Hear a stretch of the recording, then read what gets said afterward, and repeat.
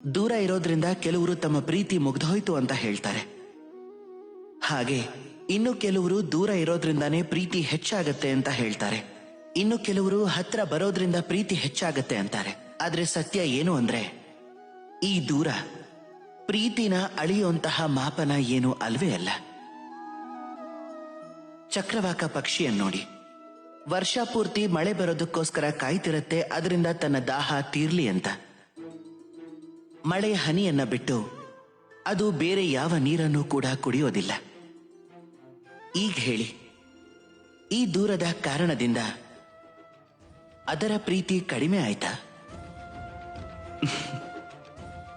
ಈ ಪ್ರೀತಿ ನಿಮ್ಮ ಚಿಂತನೆಯನ್ನ ನೋಡುತ್ತೆ, ನಿಮ್ಮ ಮನಸ್ಸಲ್ಲಿರೋ ಭಾವನೆಗಳನ್ನು ನೋಡುತ್ತೆ.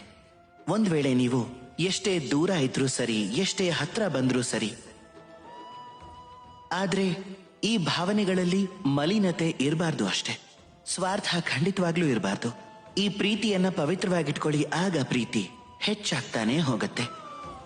ಬನ್ನಿ ನನ್ನ ಜೊತೆ ಪ್ರೀತಿಯಿಂದ ಹೇಳಿ, ರಾಧೇ ರಾಧೆ.